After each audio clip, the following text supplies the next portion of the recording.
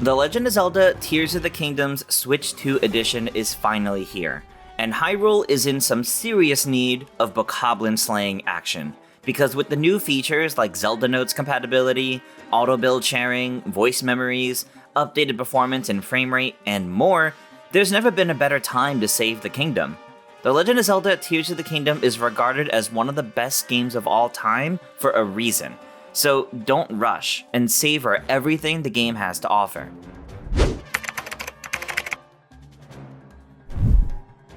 Presented by NHTSA, speeding catches up with you. Continue watching at your own risk, as we're about to dive into some of the game's endgame puzzles and later story details. To start off, let's go over some general gameplay tips that'll be helpful for first-time players picking up the game. With a world as expansive as Hyrule, it's easy to get overwhelmed, especially with the skies above and the depths below. That's why it's a great idea to plan a route for your adventure.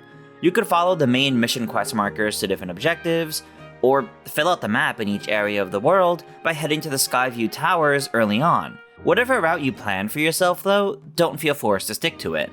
Exploration is one of the things that makes this game so special, so make sure your planned route is open to stopping along the way if you find something of interest. But there's one thing you should definitely do upon the game opening up to you after completing the Great Sky Island. Follow the main quest to Lookout Landing before doing anything else. This way, you'll not only get the main quests around the world, but also the Paraglider, which is practically essential in your travels. If you're exploring the depths, make sure to carry lots of Bright Bloom seeds, which are found in caves across Hyrule, and either throw them, or fuse them to arrows to light the surrounding area. This helps light the way in this dark locale, and even serves as a way to mark your path so you don't get lost. While exploring the depths, make sure to collect any Poes that you see. These are used as currency with bargainer statues. As you explore across Hyrule, if you find a shrine, make sure to activate it. Even if you don't intend on completing its trial right away, it still serves as a fast travel point to come back to later. The same goes for the depths. Make sure to light up nearby light routes as they serve as fast travel points, in addition to lighting up the surrounding area. Plus, shrines and light routes are directly related. If you find a light route in the depths, there's a shrine in that exact location on the surface as well. And vice versa, of course. As you explore villages and stables, keep an eye out for characters with red exclamation points near their dialogue bubbles. This indicator means they have a side quest for you to do, or maybe even a side adventure, so you'll definitely want to talk to them and add them to your quest tracker. Early on in your adventure, as you follow the main quests, you'll be presented with the main questline Regional Phenomena. You can do them in any order you please, but the intended order is the Rito in the Hebra region, the Goron in the Elden region, the Zora in the Lynel region, and the Gerudo down in the Gerudo Desert. One thing I would highly recommend doing fairly early in the game is upgrading your Purah pad to get the Compendium, and eventually, the Enhanced Tracker. This upgrade is a lifesaver if you're ever looking for more than just shrines as you explore Hyrule. Unfortunately, it's not a short process to unlock. You can start working towards it by starting Josh's quest in Lookout Landing after obtaining the Paraglider. This begins an exploration of the depths with Robbie. Once you find him, he'll unlock the camera and compendium for your Purah pad. Then, after completing at least one of the main quests in the Regional Phenomena questline, you'll get a new quest from Joshua, A Mystery in the Depths, to get Autobuild. After this quest, you'll then get Robbie's side adventure, Hateno Village Research Lab, to unlock the Shrine Sensor, so the Purah pad can track nearby shrines. From there, Robbie will give you more options for upgrades in the Hateno Village Research Lab. All of these are worth doing, but the one you're looking for is the side adventure Sensor Plus. This one is pretty simple. Just add 5 different types of monsters to the compendium by taking pictures of them. You'll then get the Sensor Plus, where you could target anything in your compendium with the Purah pad sensor. As you complete shrines and get Lights of Blessing on your adventure to upgrade Link's stats, I suggest focusing on upgrading stamina over health. You can make meals to add extra health, which may feel more useful in the long run than temporary extra stamina, but of course, be careful when dealing with Gloom in the depths. If you ever need to change your upgrades, you can visit this statue under Lookout Landing to exchange heart containers and stamina vessels for a small fee. But I highly recommend the stamina focus, as that's what you'll need in order to retrieve the Master Sword. Next, let's talk about cooking and food, going over some of the best meals that you can make, and where to find their ingredients. There are 15 types of buffs that you can get from food. Hardy to give temporary extra hearts, Enduring to give temporary bonus stamina, Energizing to restore your stamina, Chilly to boost heat resistance, Fireproof to increase fire resistance, Spicy to boost cold resistance, Electro to boost electricity resistance, Hasty to boost movement speed, Sneaky to boost stealth, Mighty to boost attack power, Tough to boost defense, Sticky to boost resistance to slippery surfaces when climbing, Sunny to restore hearts broken by Gloom, Warding to increase resistance to Gloom, and Bright to cause a glow effect. Here are some examples of great recipes in each category that give you some of the best you can get out of them. For the best hearty recipes, cook 1 big hearty radish and 4 hearty radishes to get a hearty fried wild greens, which fully restores HP and adds 17 bonus hearts. You can find hearty radishes in the South Hyrule Sky Archipelago, near the Genodoc Shrine. And you can find a big hearty radish in the North Necluda Sky Archipelago, near the Joseiyu Shrine. You can also cook 4 hearty lizards and a monster part to get a hearty elixir, fully restoring HP and adding 16 bonus hearts. You can find hearty lizards in the Gerudo Highlands, including inside the Mount Noboru Well, or you could purchase them from Beetle for 100 rupees at several different stables. For the best enduring recipe, cook 4 tireless frogs and a monster part to get an enduring elixir, which heals 16 hearts and grants a full bonus stamina wheel, plus a little extra. You can buy tireless frogs from Beetle for 100 rupees at several different stables, or find them in caves and rivers around Hyrule Field. For the best energizing recipe, cook 5 Staminoka Bass to get an energizing fish skewer that will completely restore 3 full stamina wheels. You can find a few Staminoka Bass around Riverside Stable. For the best chili recipes, cook 5 chill shrooms to get a chili mushroom skewer, which has level 2 heat resistance for 12.5 minutes. Chill shrooms can be found in the Gerudo Highlands, especially in the Rizoka Snowfield near Ultutsum Shrine. Or, cook 3 cold darners, purchased from Beetle at the Woodland Stable, and 2 white choo-choo jelly, to get a chili elixir with high-level heat resistance for just over 11 minutes. For the best fireproof recipe, cook 4 fireproof lizards, sold by Beetle at the Woodland Stable, and a monster part to get a fireproof elixir, which gives flame guard for just over 11 minutes. For the best spicy recipe, cook 5 sunshrooms to get a spicy mushroom skewer, which has level 2 cold resistance for 12.5 minutes. Sunshrooms are found around Death Mountain, and a lot can be found in the open area around Unoboko HQ. Or, you can cook 3 warm darners, purchase from Beetle at the Snowfield Stable, and 2 red choo-choo jelly, to get a spicy elixir with high-level cold resistance for just over 11 minutes. For the best Electro recipe, cook 4 Thunderwing butterflies, which can be purchased from Beetle at various stables, and a monster part to get an Electro elixir, which grants level 2 shock resistance for just over 11 minutes. Or, cook 2 Thunderwing butterflies and 2 electric darners, which can be purchased from Beetle at the Riverside Stable, and an electric monster part, such as yellow choo-choo jelly, to get an Electro elixir with level 3 shock resistance for just under 12 minutes. For the best hasty recipe, cook 4 hot-footed frogs and a monster part to get a hasty elixir, which grants a level 3 boost to your movement speed for just over 5 minutes. Hot-footed frogs are found in caves and rivers all around Hyrule, and can be purchased from Beetle at the Dueling Peak Stable. For the best sneaky recipe, cook 5 silent shrooms, which are commonly found around Shadow Pass in the Akala region, to make a sneaky mushroom skewer, which grants a level 3 stealth boost for 10 minutes. For the best mighty recipe, cook 4 razor shrooms and 1 mighty thistle to get mighty steamed mushrooms, with level 3 attack up for just over 4 minutes.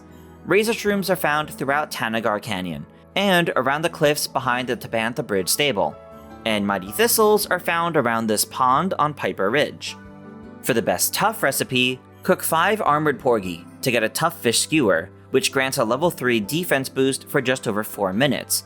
Armored Porgy, and Mighty Porgy if you wish to use them for your Mighty recipe, are commonly found in the well at Hylian Stable, specifically deeper inside, where you'll find a small river below the main path.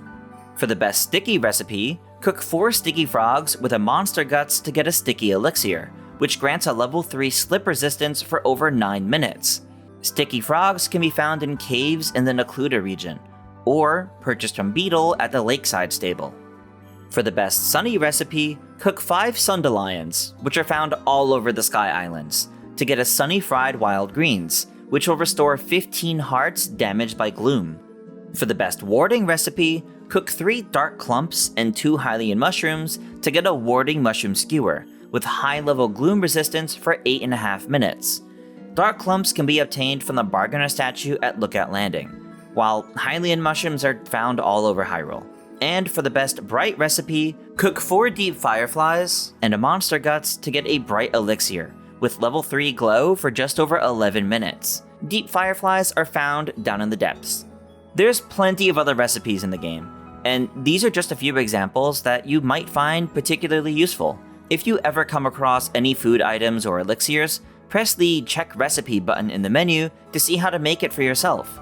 If you're looking to strengthen the duration of an elixir, try using stronger, rarer monster parts. Additionally, cooking during a blood moon may add bonus effects onto your dishes, or even increase their effectiveness. You can also farm some ingredients in Hateno Village.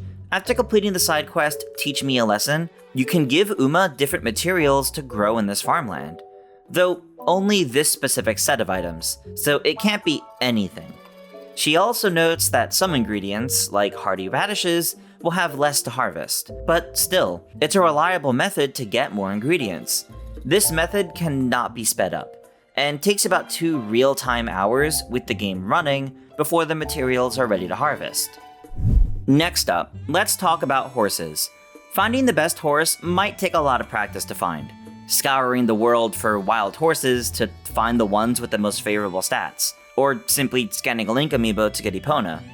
Though if you have a save file from Breath of the Wild, the horses will also carry over to Tears of the Kingdom. Having stamina restoring meals definitely helps with taming horses, but making sure your stamina wheel is sufficiently upgraded is also a good idea. If you find your horse fighting your commands while you ride it, make sure to soothe them. When not mounted, drop a carrot for them, which increases their bond with you.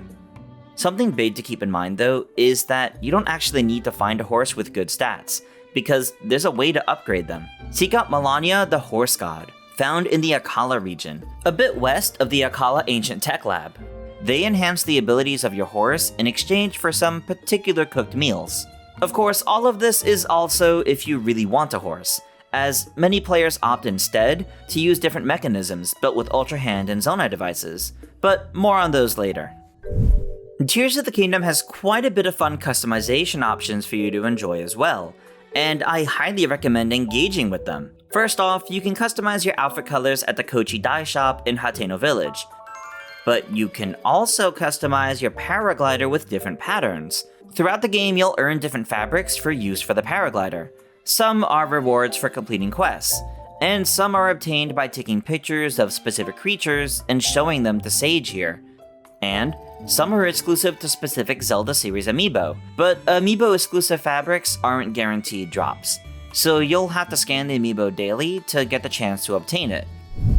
While in Hateno Village, you should make sure to complete the whole questline with Cece and the Mayor, to unlock some more customization features from Cece. While wearing the Hylian hood, which you can buy here in Cece's shop or in Lookout Landing, if you talk to Cece, she'll recommend putting the hood down, or back up if you talk to her again. And if you buy a second Hylian hood, you can have one be up and the other one down. It's a neat little customization option that's pretty easily missed. But the biggest customization option is in Tarrytown, over in the Akkala region. If you head here and talk to good old Hudson, you'll start a side adventure. After completing this questline, Link gets the ability to purchase a dream home, and you even build it yourself using Ultrahand. There's a limit of 15 total rooms, but you can buy a bunch of different options, though they're a bit pricey. Next up, let's take a look at shield surfing. If you hold down ZL to put out your shield, then jump with X, and press A to get on your shield, you'll surf down slopes. You could press ZR while shield surfing to pull out your bow and fire off arrows, or press X to jump and glide through the air. This spot in Hebra is the best place to practice, Selmy spot. Not only because Selmy has a whole minigame here to put your practice to the test, but also because shield surfing won't lower your shield's durability in the snow. But on a rocky cliffside, your shield will take quite a bit of damage. So if you ever try to shield surf elsewhere in the world, make sure you have shields to spare. If you fuse different items to your shield surfing will work a bit differently. Fuse a minecart to your shield to essentially skateboard around. Or fuse an explosive item to your shield, such as a bomb flower, to catapult yourself into the air. This works with the Spring Zonai device as well, and will not damage your shield as much as an explosion. Another helpful movement skill comes from Link's recall ability. If you see large debris from Sky Islands, try using recall on them. This is a great way to get high up in the sky. This works on other large objects too. If you move objects with Ultrahand and keep them in place for a time, then bring them back to Link, you can hold or stand on the object and use recall to help you navigate. This works for moving across gaps, or even climbing. Speaking of Link's abilities, if there's ever a ceiling above you, see where you end up with Ascend. You may find a hidden room in a cave, a shortcut to sneak up on enemies in their bases, or even a quick way back up to the surface from the depths. You can always reverse it afterwards if you aren't satisfied with where you end up. We can't talk about Link's abilities without talking about Ultrahand. This allows Link to move different objects in the world and attach them as well. Never forget that sometimes the simplest solution might just be the best one. You can attach a bunch of nearby objects together to make a long bridge, or a nice smooth wall to climb up. One ability you'll definitely want to get is Autobuild. This becomes a main quest from Joshua after completing one temple in the Regional Phenomena main quest line, and after obtaining the camera and compendium from Robbie. Or, just head to the Great Plateau and drop down to the depths from there, as Autobuild is found at the Central Mine, which is directly below the Temple of Time on the plateau. Once you reach the mine, interact with the altar to awaken a construct and receive Autobuild, which lets you quickly recreate anything you've made with Ultrahand, saving the last 30 creations, save creations from QR codes, and much more. Just be warned, there's a boss fight right after obtaining Autobuild, so make sure you're ready for that. And now that you have Autobuild, let's go over the most helpful creation you might like, complete with a QR code to scan in the Zelda Notes app if you're playing on the Switch 2 edition. I'm talking about the incredibly helpful Perfect Hover Bike. This is the hover bike that players have been making since Tears of the Kingdom first came out. It's definitely one of the best movement options in the game. If you have the Zonite to spare, you can create these various Autobuilds without having the rest of the actual materials. There are tons of Autobuild sharing QR codes floating around the internet right now. If you'd like more, we have a whole page dedicated to it on our website. Next, let's move into combat tips.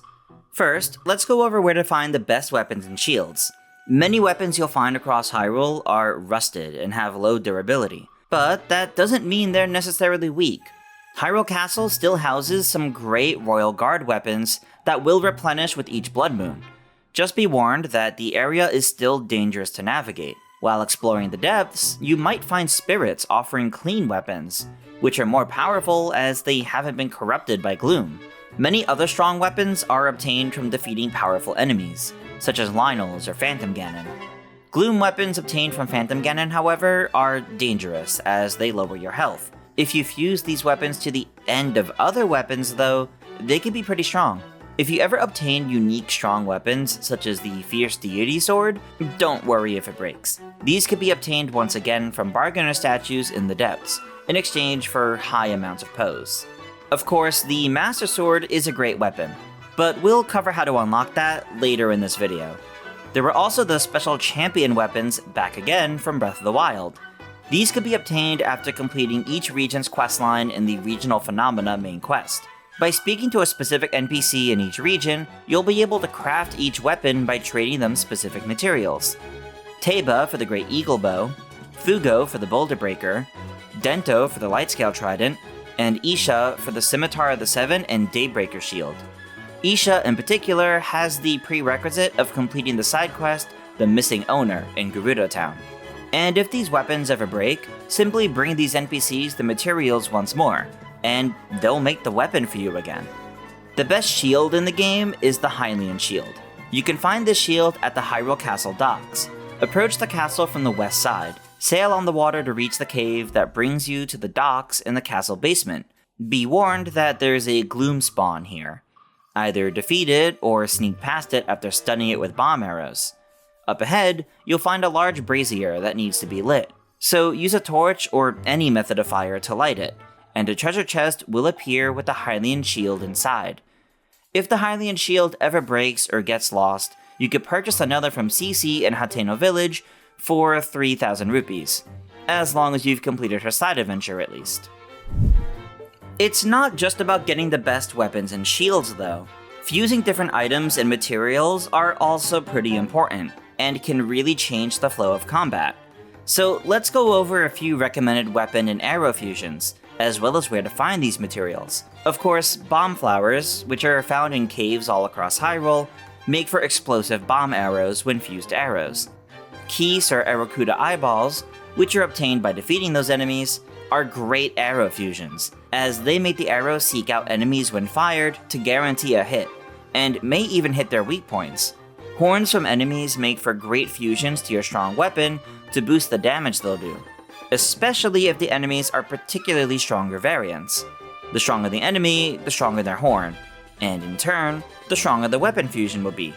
Gibdo bones are very strong, but are brittle and break easily, so they're best fused onto arrows for a hit that'll really pack a punch.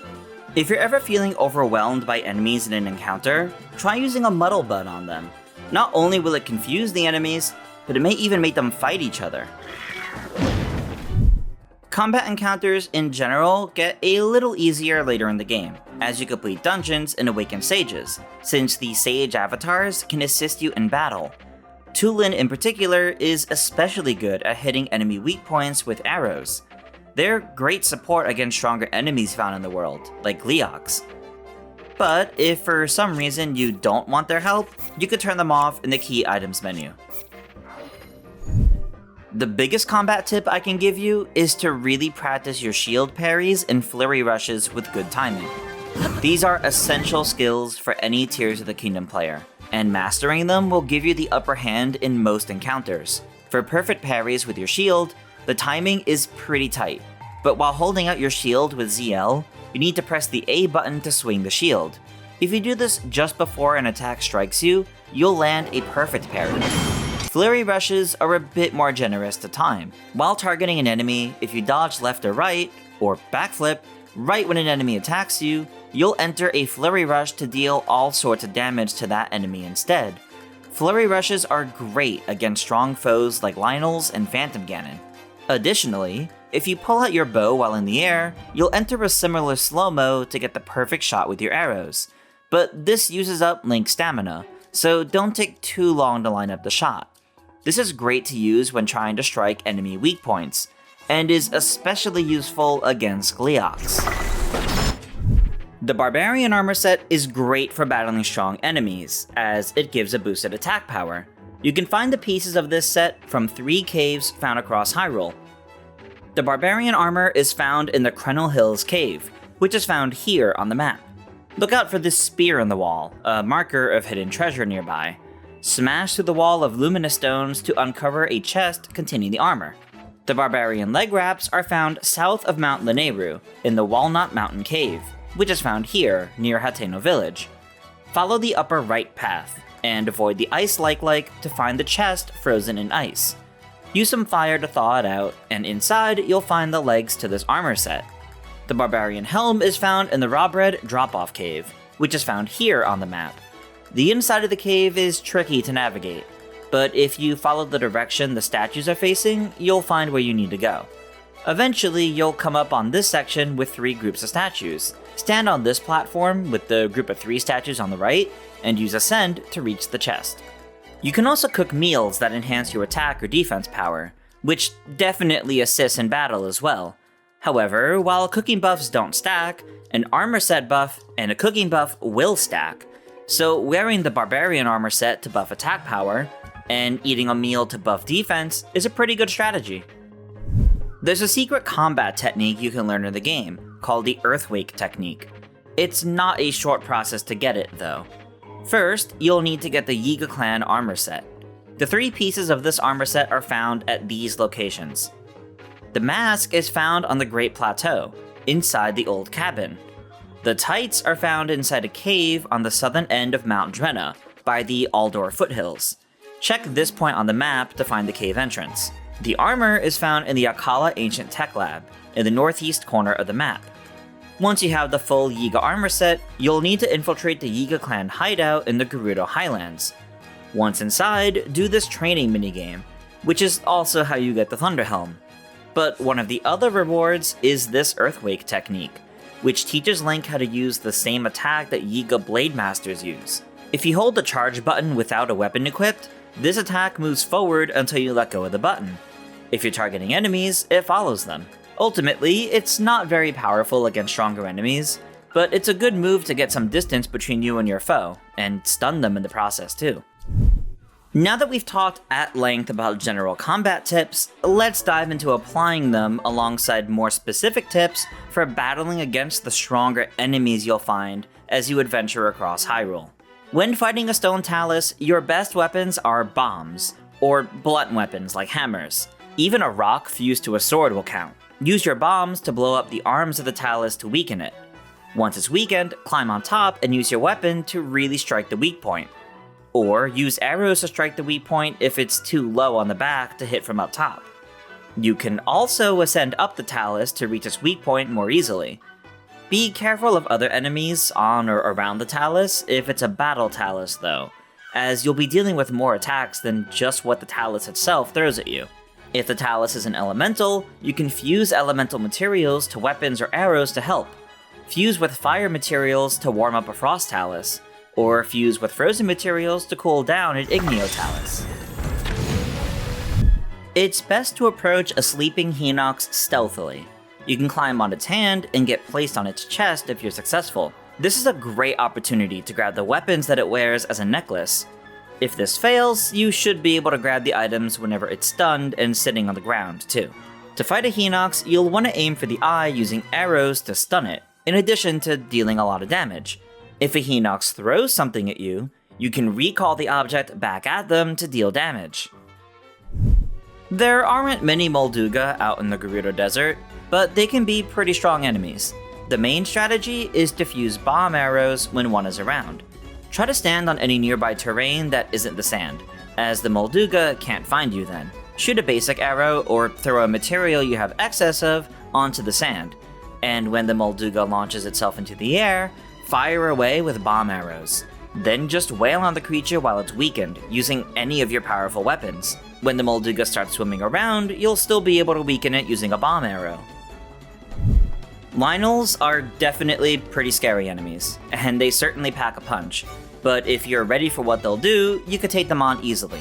Make sure you never fight Lynels from a distance, as you don't want them using their bows against you if you can help it. Your best weapons against them are single-handed weapons and a good shield. You'll want to make sure you're targeting the Lynel and holding your shield up to block attacks. If you can time it, parrying their attacks is a great strategy. But perhaps even better is timing a backflip or dodge to the side to get a flurry rush. As long as you're targeting the Lynel, if you dodge as soon as it begins its swing, you should be able to get your flurry rush in. Lynels have plenty of health, so make sure you have several weapons to go through, as you may find your weapon breaking in combat against them.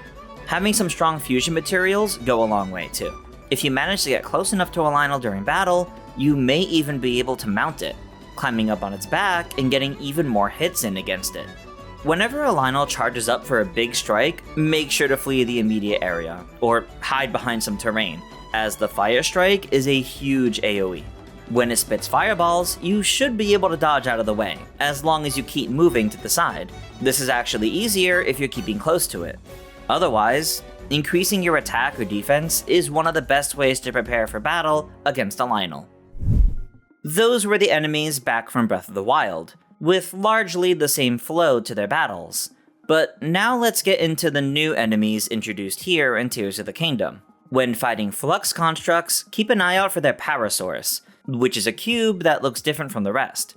You can attack it with bomb arrows, or you can grab it with Ultrahand to remove it from the rest of the body, which gives you an opening to really attack it. Stronger Flux constructs have a phase when at lower health, where they fly up out of reach, and send blocks down to attack.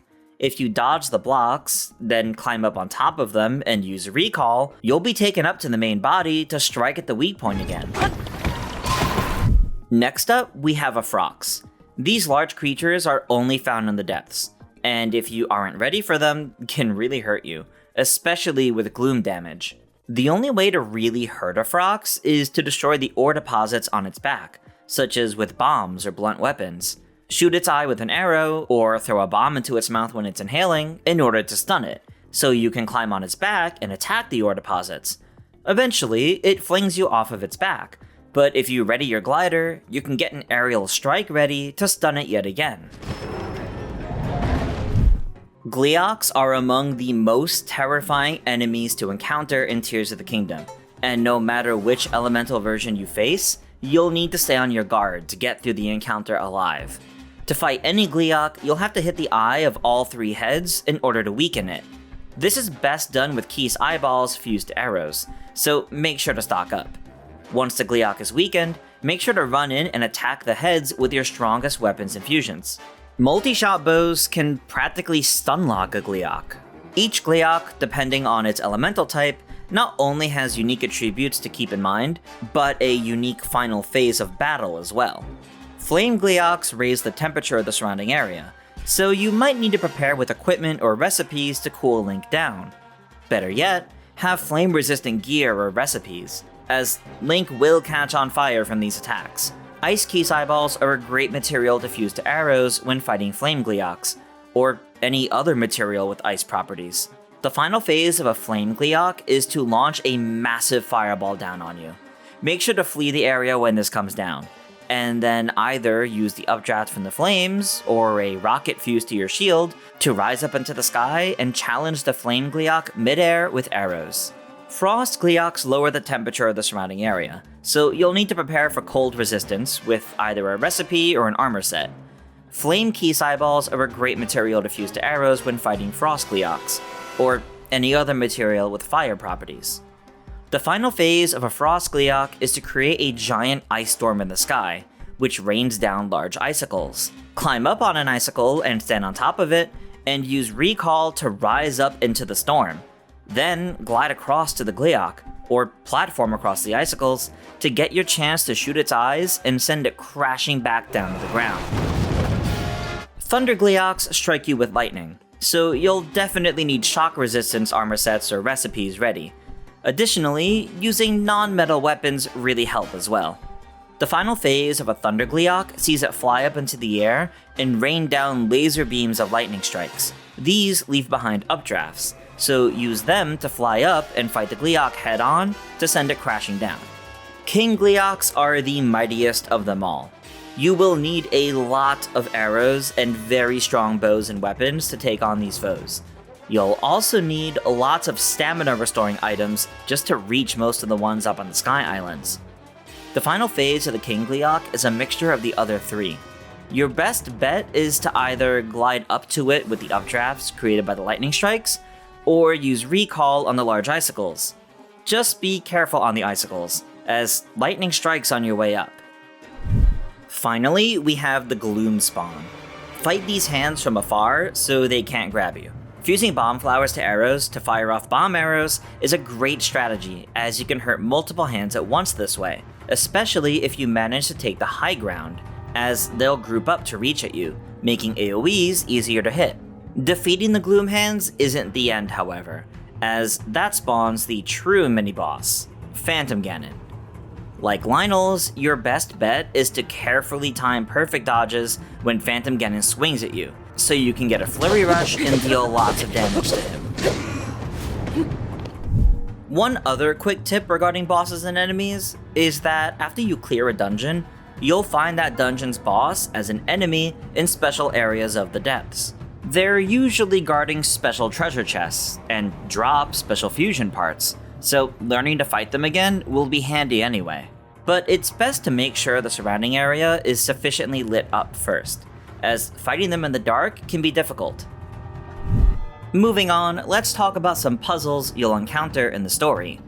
First up, we have the Lost Woods. Unlike Breath of the Wild, any direction you approach the Lost Woods from the surface won't have a way through, and you'll be sent back to its entrance. So, you'll have to approach from the depths below.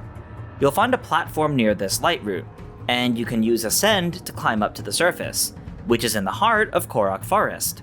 Make sure to activate the shrine so you can easily warp back here too. But just because you reach the Korok Forest doesn't mean the puzzle is solved, as things are still wrong here. So head inside the Great Deku Tree and drop into the new chasm inside. Here, you'll find a mini-boss to defeat, Phantom Ganon. If you follow our tips from earlier, you should be able to defeat him and save Korok Forest. Notably, you won't find the Master Sword here in the forest. So how do you get the Master Sword? Well, if you rescue the Deku Tree from Phantom Ganon, he'll mark the sword's location on your map, which moves around, because it's a location of the Light Dragon. If you view all of the Dragon tier memories, a new one will appear, and viewing that one spawns the Light Dragon nearby. From here, you can use the Ulri Mountain Skyview Tower to help you reach the Light Dragon. While either of these methods make it easier, ultimately, once you have 2 full stamina wheels, you can successfully pull the Master Sword as long as you reach the Light Dragon. Extra stamina won't count, so this totals to obtaining 5 stamina vessels. Next up, let's talk about tips for finding collectibles and reaching 100% in the game. First up, upgrades. To upgrade your energy cells, use crystallized charges to convert into energy wells from a crystal refinery. There's one next to the Nachoya Shrine on the Great Sky Island, and also one just north of Lookout Landing. 100 crystallized charges makes 1 extra battery bar. You'll need a grand total of 2,100 to fully upgrade your battery to the max. You can obtain crystallized charges at the forge on the Great Sky Island, as well as the one at the Great Abandoned Central Mine. Every forge you find in the depths has a location to get more. So whenever you're in the depths, make sure to stock up on lots of Zonaite, as this is what you need to trade to get crystallized charges. To upgrade your equipment, you'll need the help of the Great Fairies. The Great Fairies upgrade your equipment up to 4 stages with the right materials, and enough rupees. But it's not a simple rupee requirement to awaken them like in Breath of the Wild. This time around, they have a whole series of side quests to awaken each one. You'll find the first Great Fairy just north of the Woodland Stable. You'll have to first go to the Lucky Clover Gazette just outside of Rito Village, and become a reporter for them. Then, at Woodland Stable, you'll have a side quest begin with your reporter partner, Pen. You'll have to transport these musicians to the nearby Great Fairy. After clearing this quest, a similar quest will appear for the other 3 Great Fairies. The next Great Fairy is in the Hebra region, northeast of the Tabantha Tundra. The missing musician is down here, south of the Tabantha frontier, fallen in a hole.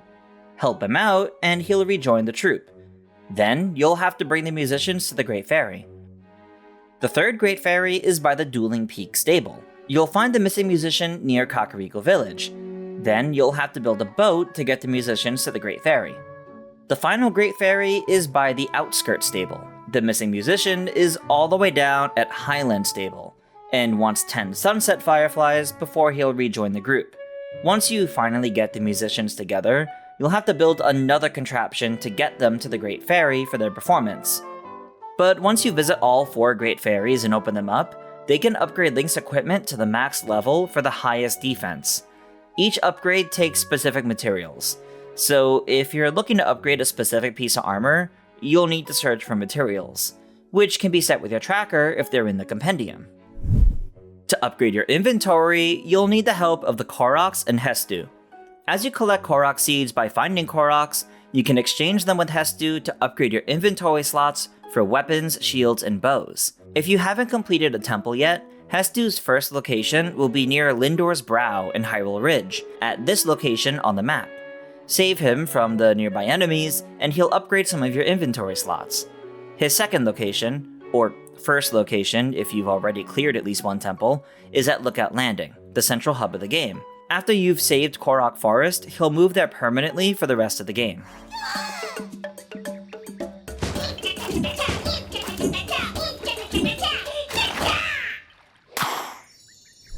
If you need help looking for Korok seeds around Hyrule, you should seek out the Korok Mask, which shakes and makes sounds when Link is near a hidden Korok. This mask is found in the depths as a reward for clearing the Forest Coliseum. This challenge is found in the northwest corner of the depths, underneath Great Hyrule Forest. It won't be an easy fight though, so make sure you're prepared. If you're wondering how to get Link's iconic tunic, there are multiple ways. Like Breath of the Wild, you can get Link's tunic from other games, like Ocarina of Time or Twilight Princess, as random drops from scanning the corresponding amiibo. But unlike that game, you can also find them around the world, mostly hidden down in the depths. Some even get marked on special treasure maps you'll find on Sky Islands. Just be warned, as some of these are protected by pretty strong enemies. It takes courage to look the part of the hero. Link's tunic design for Breath of the Wild, and by extension Tears of the Kingdom, is back as well. But unlike the last game, it's not tied to completing shrines this time, and is instead simply found in specific locations down in the depths. The Cap of the Wild is found at these coordinates displayed on screen, inside the head of the Hebra Dark Skeleton. The Tunic of the Wild is found at these coordinates, inside the head of the Gerudo Dark Skeleton. And the Trousers of the Wild are found at these coordinates, inside the head of the Elden Dark Skeleton. Okay, there's just one last thing to go over with the Switch 2 edition of Tears of the Kingdom, Zelda Notes. This is the new section of the Nintendo Switch mobile app dedicated to new features in Breath of the Wild and Tears of the Kingdom. One of the biggest additions found here is the Navigator, which helps you track down what you're missing by displaying it on the map and even offering voice guidance to help you find your way, GPS style. You have reached your destination. This is very handy for finding shrines and Koroks, whether you're revisiting the game or starting fresh from a new file. The map updates in real time with your game, so you can see exactly where you are relative to the point you're searching for. There's even exclusive new content in this app, being the voice memories. There are tons to find around the world, including from multiple characters, and they're easy to locate with the app's navigation system. These give little extra lore drops, and are a great incentive to come back to such a beloved title. Hudson Construction. It seems Hudson is rarely in the shop, as he is busy recruiting workers for the restoration efforts. Between the surface of Hyrule, the skies above, and the expansive depths below, there is a lot to do in Tears of the Kingdom. Dangerous foes to battle, lots of treasure to find, Koroks to rescue, and a compendium to fill. If you need help with 100% completion, or want any further tips with any of these points, make sure to check out our in-depth wiki pages.